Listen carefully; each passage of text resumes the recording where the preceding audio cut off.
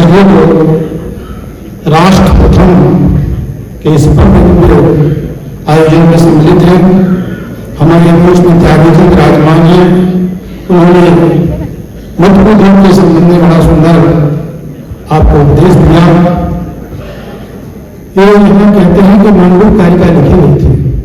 भगवान गौड़पादाचार्य जी ने मांडू पर कारिकाएं लिखी थी। मंडूक बोलते हैं मेंढक को, और मेंढक की विशेषता होती है कि मेंढक आगे की ओर नहीं चलता है, पीछे की ओर बढ़ता है। आपने देखा होगा मेंढरा को, मेंढक को, उसकी आंखें ठीक ऊपर रहती है, तो आगे नहीं देखता है, पीछे की ओर देखता है। तो ये मांडू कारिका नाम इसलिए दिया गया था कि ये हमको क्या है, जागृत से स्वप्न में जाना है, स्वप्न में सुषुप्ति से जाना है। उस सुषुप्ति के द्वारा हमको, आप समझ लीजिए, अंतर में जाना है।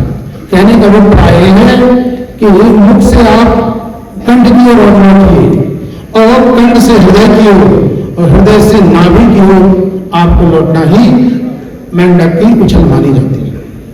कुल श्रेष्ठ से बैठे हैं, आप समझ लीजिए, केवल कुल में ही श्रेष्ठ नहीं है, ये तो राष्ट्र में भी श्रेष्ठ है। राष्ट्र की चिंतन के धारण करते हैं। आप समझ लीजिए, हमको पहले ही बता दिया है कि बहुत कम बोलना है, राजा ज्यादा नहीं बोलना है। क्यों? कारण यह है कि सबको कुल श्रेष्ठ के लिए सुनना है, कुल श्रेष्ठ जी को सुनने के लिए सबको बोलना है।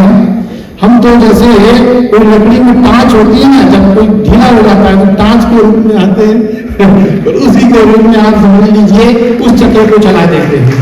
तो भारतीय संस्कृति की और भारत देश की पूरे दिग्दिगंतार में जय जयकार होती है। अथर्ववेद में पृथ्वी सूक्त आया, उस पृथ्वी सूक्त में भारत भूमि की आप समझ जय जयकार की गई। वहां कहा गया है, शान और भूमिस्थुखम बनम राष्ट्रे तथाद्युत में। वहां ये कहा गया है कि राष्ट्र तीन प्रकार के होते हैं। एक राष्ट्र तो होता है निम्न राष्ट्र, दूसरा होता है मध्यम राष्ट्र, और तीसरा होता है उत्तम राष्ट्र। निम्न राष्ट्र इसको बोलते हैं जहां केवल भौतिक विकास हो, भौतिक विकास के अलावा भौतिक विकास न हो, तो ऐसा राष्ट्र निम्न राष्ट्र कहलाता है। और जहां भौतिक विकास के साथ साथ भौतिक विकास हो, तो भौतिक विकास स्थिर न हो, जब दोनों में द्वंद्व हो, तो अर्थ से पराभूत हो जाए आपकी बुद्धि, और बुद्धि पराभूत होकर के जब अर्थ में नीत हो जाए, आप समझ लीजिए ये दूसरा हमारा राष्ट्र है, ये मध्यम राष्ट्र कहलाता है। और उत्तम राष्ट्र आप समझ लीजिए जहां पूर्ण रूप से उच्चतम संस्कृति का विकास हो, जहां संस्कृति की लोग के लिए समर्पित हो, वो उत्तम राष्ट्र कहलाता है। तो राष्ट्र आप समझ लीजिए शरीर है, हम जब कल्पना करेंगे तो शरीर है, और पृथ्वी जो है राष्ट्र का शरीर है, और जनता उसमें रहने वाली उसका प्राण है, और जो संस्कृति है वो मन। तो जब तीनों मिलते हैं तभी आत्मा की कल्पना की जा सकती है, तभी क्रिया की शक्ति की जा सकती है, तभी उसका चलन और प्रचलन हो सकता है। क्योंकि क्या है, केवल शरीर रहे और प्राण ना रहे तो भी आप क्रियाशील नहीं हो सकते, और प्राण और शरीर दोनों रहे और मन ना रहे तब भी आप क्रियाशील नहीं हो सकते। तो राष्ट्र की कल्पना के लिए आप समझिए निश्चित भूभाग भी होना चाहिए, और प्रजा भी होना चाहिए, और संस्कृति भी होना चाहिए। तो भारतीय संस्कृति अत्यंत उदार और श्रेष्ठ है, इसलिए इस पृथ्वी को विश्वंभरा कहा जाता है, इसको धात्री कहा जाता है। विश्वंभरा का मतलब पूरे विश्व का पालन पोषण करने वाली। धात्री का मतलब जैसे गाय अपने बछड़े के लिए सहज दुग्ध दान करती है, वैसे ही पृथ्वी हम लोगों के लिए सहज में भी विभिन्न प्रकार की धाराओं से आप्लावित और पुष्पित करती है। इसलिए आप समझ लीजिए इस भूमि का नाम भारत भूमि है। भा का मतलब होता है ब्रह्म विद्या, और रा का मतलब रथ का मतलब जो सदा ब्रह्म विद्या में रथ हो, क्योंकि त्याग से ही अमृत तत्व की प्राप्ति हो सकती है। न कर्मणा न प्रजया न धनेन त्यागे नहीं के अमृतम मानस, न प्रजा के द्वारा, न कर्म के द्वारा, न धन के द्वारा आपको अमृत तत्व की प्राप्ति नहीं हो सकती। अमृत तत्व यदि आपको प्राप्त करना है तो त्यागे नहीं अमृतत्वम मानसो, तो त्याग के द्वारा आपको अमृत तत्व की प्राप्ति हो सकती है। और ये भारतीय संस्कृति त्याग का ही आपको समझ लीजिए पाठ पढ़ाती है। सर्वप्रथम हमारे यहाँ त्याग की बात की जाती है। अब आप समझ लीजिए भारत में कहते हैं कि ये मनु के नाम से भारत का नाम पड़ा, इसलिए पड़ा कि धर्मा प्रजायाम मनु सर्वोच्चते, मनु ने इस प्रजा का धरण किया, पोषण किया, इसलिए भारत हो गया। और हम लोग कहते हैं कि तीन प्रमुख लोग हुए हैं जो भरत नाम से इंगित किए गए।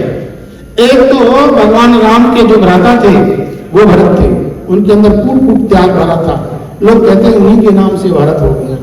और कुछ लोग कहते हैं कि आप समझिए भरत एक बहुत बड़े ऋषि हुए हैं और ब्रह्म तत्व के ज्ञाता हुए हैं, उनके नाम से भी लोग कहते हैं कि भारत का नाम है। और दूसरी बात ये कहते हैं कि दुष्यंत का पुत्र बड़ा बलशाली था, वीर था, उसके नाम से भी इस देश का नाम भारत कहा गया है। भारत का केवल भारत में ऐसा नाम नहीं होता है, भारत का केवल विश्व में ऐसा नाम नहीं होता है। भारत का तो देवता भी गायन करते हैं, जो हमारे पास आ चुकी है, एक श्लोक बोल करके आपको हम विष्णु धर्मोत्तर पुराण का बोलते हैं। इसके बाद हमारी बात प्रणाम करते हैं।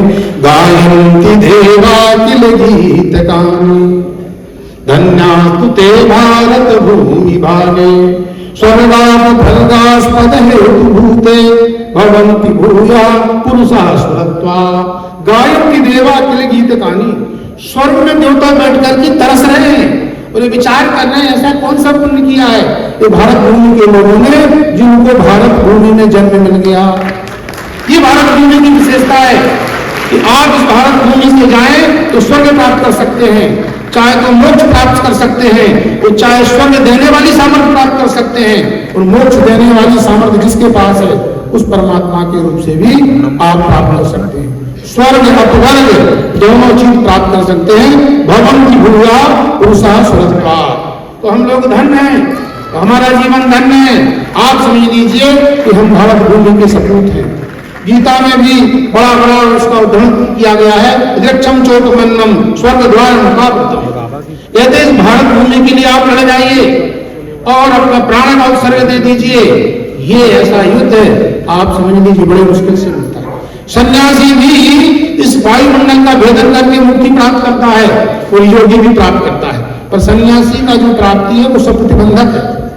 और जो सैनिक की जो मुक्ति प्राप्ति है वो प्रतिबंध से रहित है, क्योंकि उसको यदि ज्ञान प्राप्त हो जाएगा उसके प्रतिबंध में शरीर बना रहेगा।